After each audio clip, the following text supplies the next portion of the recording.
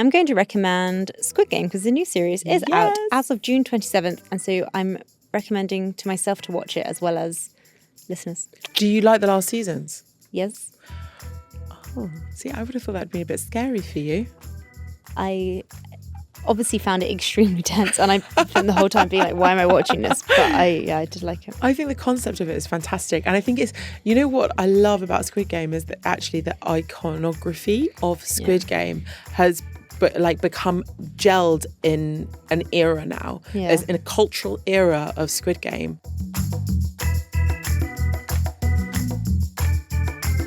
Hello everyone, welcome to this week's episode of Culture Bites. Today I'm going to be talking about Dave Chappelle.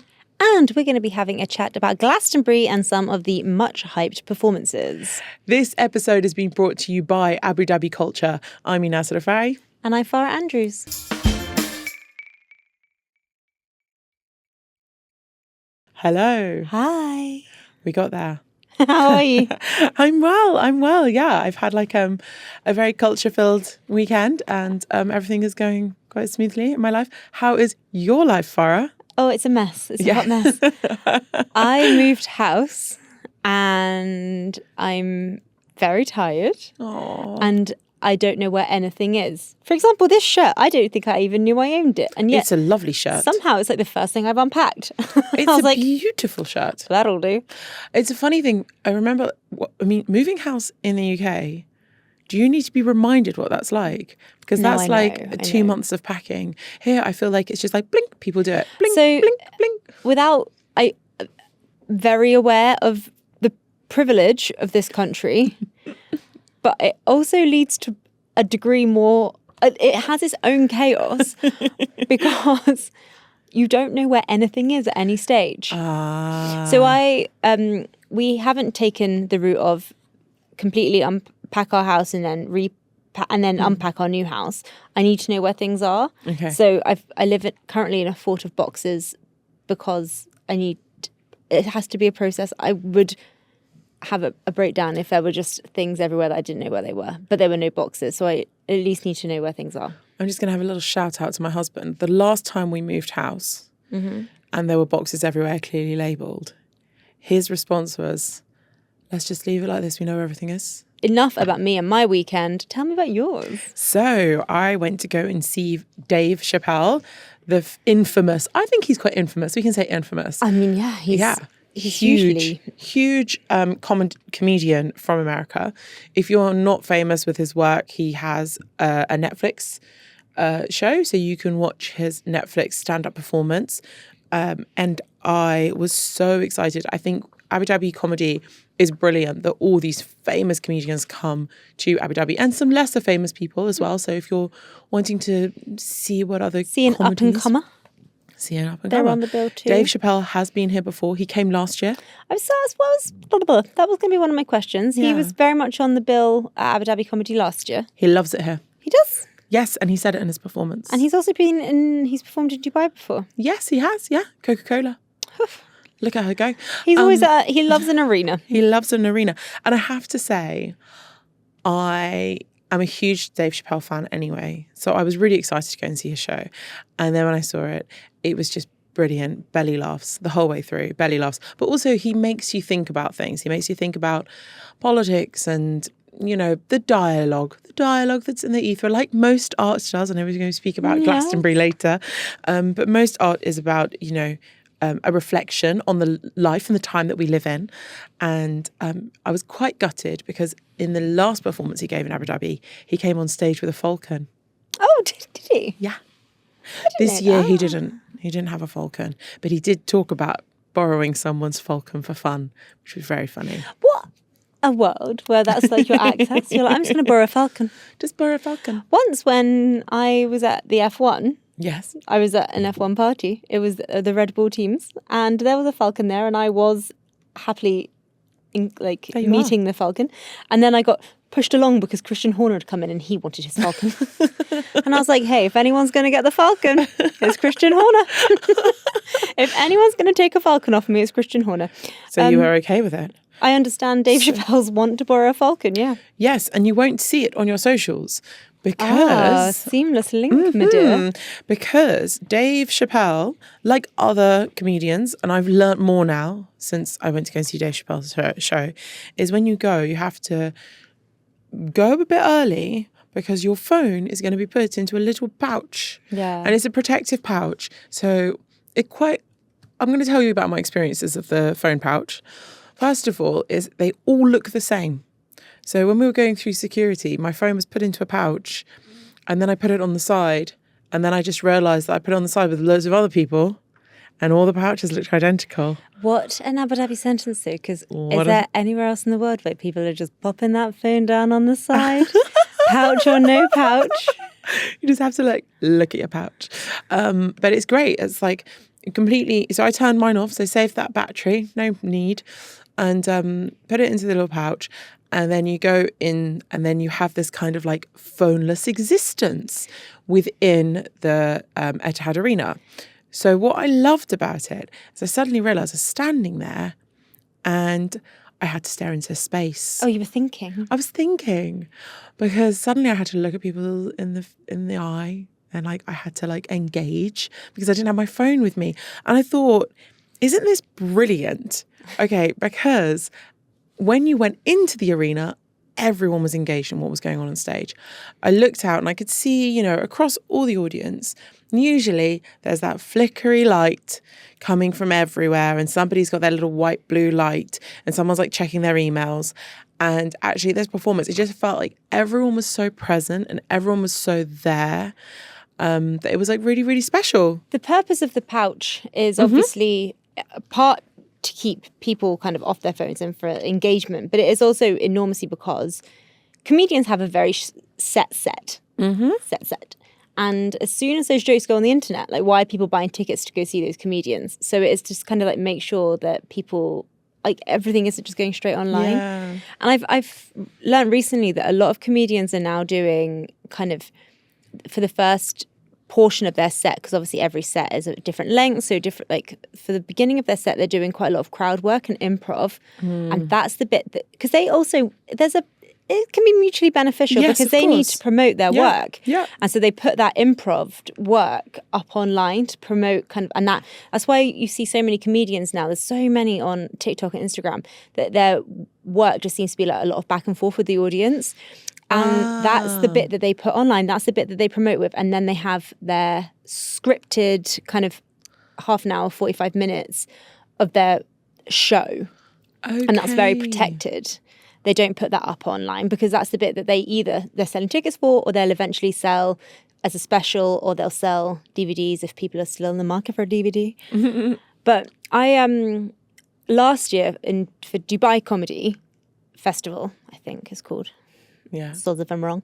I went to go see Catherine Ryan, and she's, Catherine Ryan, Canadian. She's a great. Very funny. Very funny. Lives in London. I love her. Went to go see her. Absolutely thrilled. Me and two friends. Man beside one of my friends was on a Zoom call.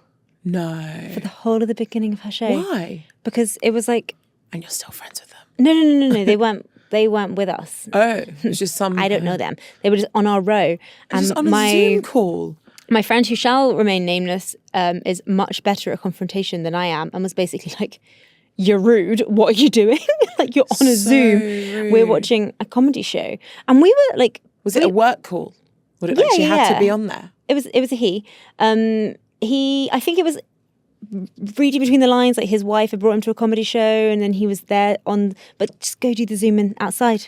Just go have your meeting elsewhere, bud. Not from go back to the bar section. Dubai Opera. That is outrageous. We had good seats. We were sat behind her husband, literally behind her husband. And he was just chatting. And he was just there on his little Zoom. And I thought, bring the pouches, guys. Bring back the pouch.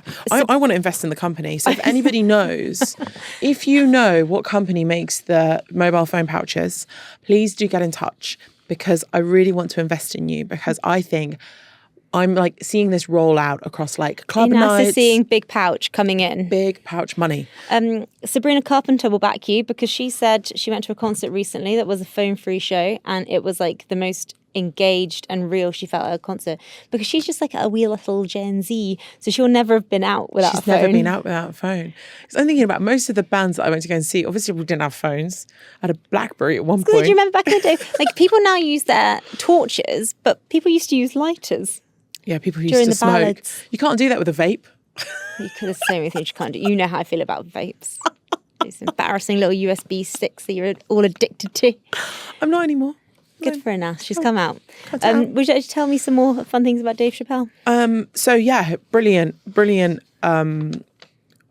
I don't know what to say. We've written a review. William has written a review. You have some quotes from him here. Do I have some quotes from him on our notes? Oh, fantastic. No, but I the thing is, it's one of those things that I felt kind of a bit like I was betraying him if I wrote the jokes. Because we've all been told to put our phone away. Oh, I mean, his punchline. He has the monopoly on the delivery, hun. Oh, he really does. Like the whole crowd was laughing. And it felt like the whole of the show wrapped up in the final joke.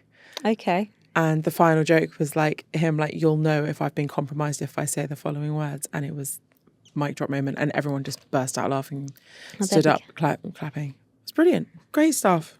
I'm glad you had a lovely time. I had a really good time. But yeah, he did touch on a lot of things that were political, obviously, including like DJ Khaled's being silent throughout the ongoing Gaza war. Yeah, and so for context, DJ Khaled is obviously a Palestinian-American rapper, and he has not, to my knowledge, said anything about what's happening in Gaza. He hasn't, no. And he posts a lot. Anyway, I don't want to go into all of his different jokes, but it touched on loads of things and it was brilliant. Would you recommend people going to see Dave Chappelle next time he comes to the UAE? 110%. What would you give it out of 5? What's your star rate? Oh, 5 out of 5. No, honestly. She went 5 stars. And his support acts were also brilliant. He had actually a big shout out to his DJ Trauma, who was cracking on the tunes. Everyone was dancing before. Big hype then. Big hype. Like everyone was dancing before he came up on stage almost, because it was just so much fun. Like and there was no cameras. So if you are a terrible dancer, you could have had a little boogie knowing no one was filming you. You know, it was really good fun. See, I mean, I'm becoming more and more and more of an anti-tech.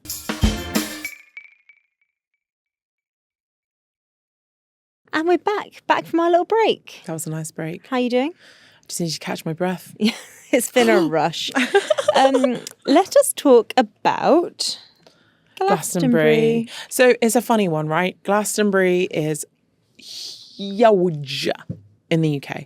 I don't think it's really hard to describe to people how much it takes over the cultural scene in the UK without you having been there. Because if you're working in an office, suddenly all the people from about the age of, I would say, 50 under will start to scatter away for the Glastonbury weekend, because so many people go, and you feel this kind of lull in kind of like London almost empties out.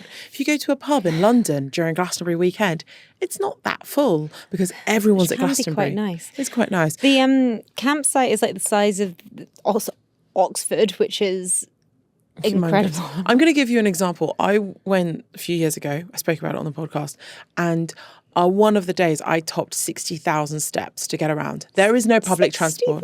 60,000 steps for, I kid you not. Some of them all have been dance steps. Some of them might have been dance steps. I have to be honest. Most of the time, by the time you trudge to that, that stage, you're like, there's no golf buggies. People of the UAE. There are no golf. Definitely not. There's a lot of mud. But it's a lot of fun. You and I've both been, and it's a festival that I do really, really love because it's much less kind of about the big corporations. It's it is definitely a hippie festival.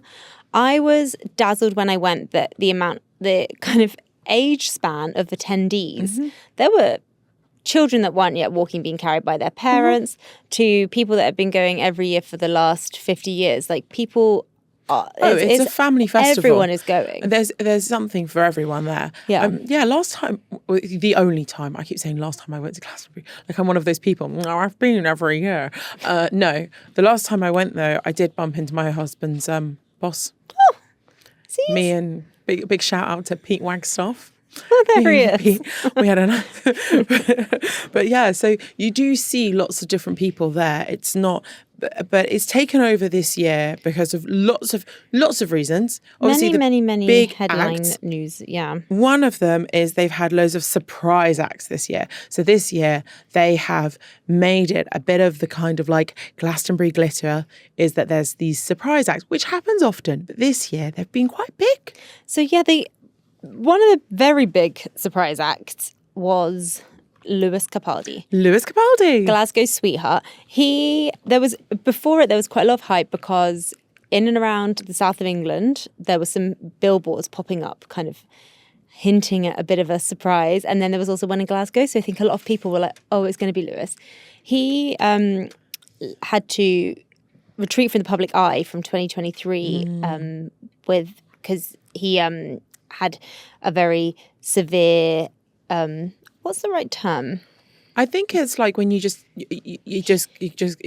had a bit of a reaction to the crowd, and it basically just it ignited his Tourette's syndrome. Yeah, he has Tourette's, and he had a very visible kind of reaction on stage, and he had to come off the stage, and that's when he kind of, since then he's stepped back from the public eye, and then this year he came back. Yes, which is so nice. That's huge.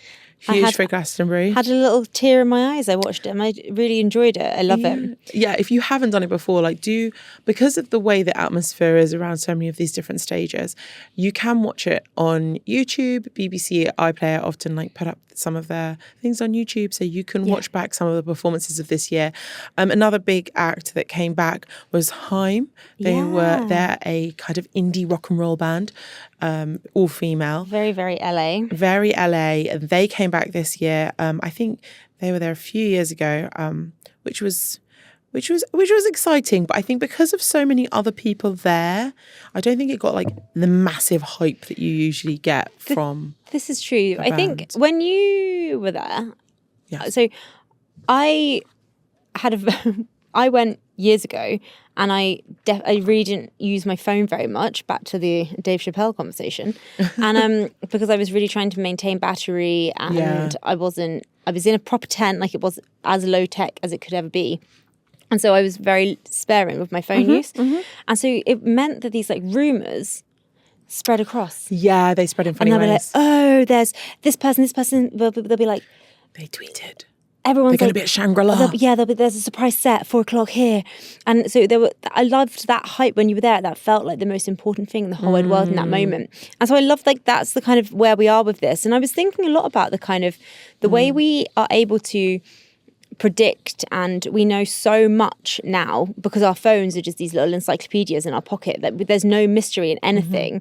And we keep seeing everything that's hyped now has a bit of mystery attached to it.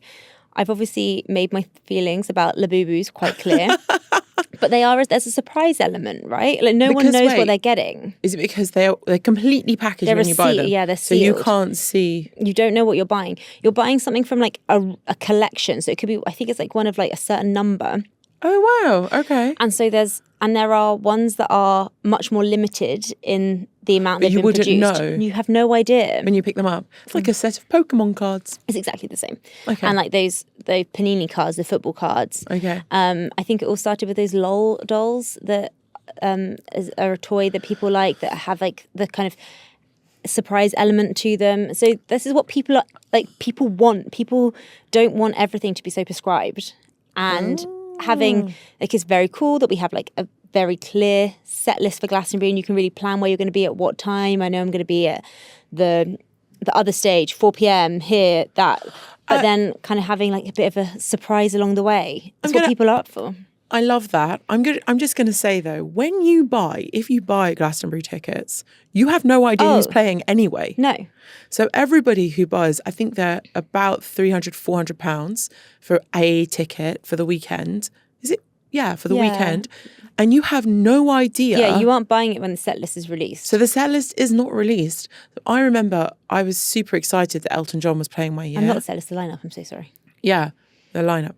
I was super excited, and some of my friends just rolled their eyes. I was like, oh, Tiny Dancer. The other thing about Glastonbury is that the headliners are very exciting, but people don't really go for the headliners. There's 1,000 other bands playing. Everyone went to see Elton John that year.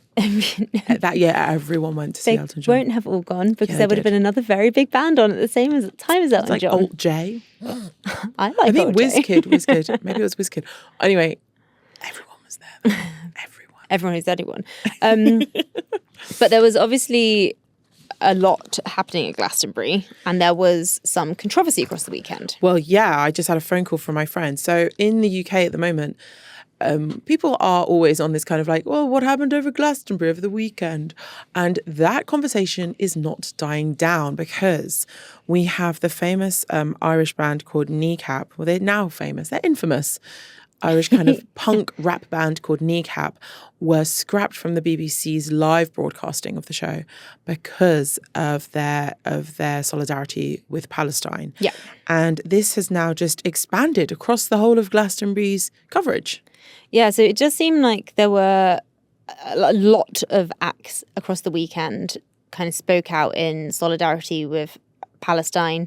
That includes like a British singer called Niloufar Yana, a British singer-songwriter Nadine Shah, Jade from Little Mix. She's Arab. She is. She's half Yemeni Yemeni. granddad. Yeah, I interviewed her once. I didn't know that at the time. Yeah, she speaks a lot about her Arabic heritage and Arabic family. And obviously then, Kneecap. So Kneecap did perform. They performed on the Saturday, like we said last week. One of the band members, Mo Chara, whose name is Liam Ohana, he wore a keffiyeh for the whole performance. And he is the band member who has been in court in the UK. Mm-hmm. And he's the band member, and because he's been in court, the British Prime Minister has said that it was inappropriate having them on the lineup. Yeah. But the kind of, I think I read a quote from the Glastonbury, the Evises, who basically said, if they aren't for you. The Evises are the people who own the field. Yeah. And they organise the festival. Yeah. And Sir Michael Eavis, who started Glastonbury, just basically said, if they're not for you, they're not for you. Like, there's so much else going on. Like, but then there was so much attention on Kneecap, and they were playing on quite a small stage. They were. That they had to kind of barricade it off hours before because it was so busy. Yeah, I watched the performance today, and loads of Palestinian, Lebanese flags in the audience. Yeah, so many.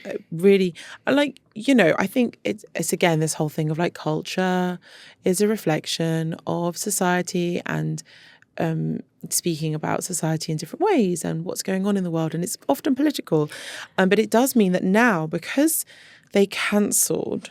Well, they didn't cancel. They didn't want to show the live coverage of Kneecap. They held it back to kind of censor it, if needed. And then but they did show live coverage of somebody else now who took to stage, and now this has dominated British media. Like, it's absolutely dominated British media that this another act called Bob Villain went up onto stage and started chanting. They performed before Kneecap. They performed on Kneecap and said that they knew that they were going to get the live coverage. Yeah. So they started chanting, and the whole crowd started chanting. And of course, now that has created lots of backlash in the UK. Bob Villain has today just had his visa revoked as well. We're recording this on Tuesday. So he had his visa revoked for the US. They were going to go to the US on tour, and now they are not going to the US. Emily Evis has said that what Bob Villain said on stage, because they didn't just kind of shout. Their messaging wasn't. No, it was quite violent. Peace or for a free Palestine. Their message was pretty violent, and so she has said that they're appalled by the statements made on that stage by Bob Villain. The chants very much crossed the line. And the thing I think we all have to bear in mind is that, like, Glastonbury is very much it has, like, peace is at its core, and there's a Greenpeace field. It is very hippie and love. And like, when I was there, I hung out in the Hare Krishna tent for a long time. Like, it is very, that's the kind of core tenet of Glastonbury, and so it's no big surprise that kind of a message of peace is at the core for so many of the artists. Yes. But then there are situations where people will as Emily Eva said, cross a line. Cross a line. But I did really like seeing kind of big names wearing Choose Love t-shirts, which is a charity in the UK that work with refugees and have done a lot to kind of draw attention to people in Gaza, and seeing some of the bigger names kind of really shout out to And the people there in Palestine. Should we move on to recommendations? Please give me yours. Aha. So I watched the Michael B. Jordan film that came out this year? This year. I believe it is this year film. Yeah. Sinners. If you haven't seen it, it's kind of like loosely based around blues and blues music, but there's a horror element to it. Is it scary? See, someone told me they think I'd be able to watch it. I think you'll be able to watch it. It's not really like, there is a horror element to this film, but I wouldn't say it's not terrifying. Okay. But it is quite exciting and it's thrilling. I'd say it's a thrilling horror, and you're getting to know these characters under kind of a stressful situation. And it's also just about kind of like, I think a lot about segregation in America in that Jim Crow era. And it made me read up a lot, actually. So after the film, I was like, oh, okay, I really need to kind of like understand what it meant to be mixed race person. Hello. Like, what did that mean in that kind of like, basically like segregated America? What I have also taken from this film, which my family are delighted about, is I've taken to singing the blues. Absolute thrill. Do you know what the best thing about being a mum is? My kids think I'm good at stuff that I'm actually just not very good at. I don't believe you. I believe that you will be very good. So next week, my recommendation is that you come on with a blue song. And my daughter's ukulele. Yes, please do. No, my recommendation this week is don't move house, because I haven't got any brain capacity. But so I haven't watched anything or read anything, really. I'm still reading the book I was reading last week. But I am going to recommend Squid Game, because the new series is out as of June 27th. And so I'm recommending to myself to watch it as well as listeners. Do you like the last seasons? Yes. Oh, see, I would have thought that'd been a bit scary for you.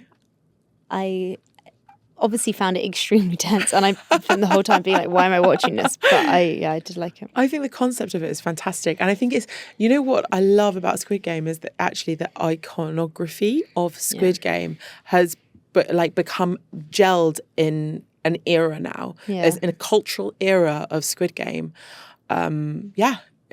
That's what I've got to say. I mean, my children you're going to be know watching it this week also. My children talk about it. They're not allowed to watch that. No, but they know what is happening in your house. Is it red light, blue light? One of those ones.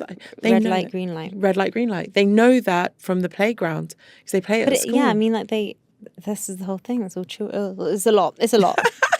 Let us wrap this up. All right. Well, that's it for this episode of Culture Bites, which has been brought to you by Abu Dhabi Culture. You can watch us on the National's YouTube channel or follow us at The National Arts on Instagram. We'll see you next Thursday. Bye.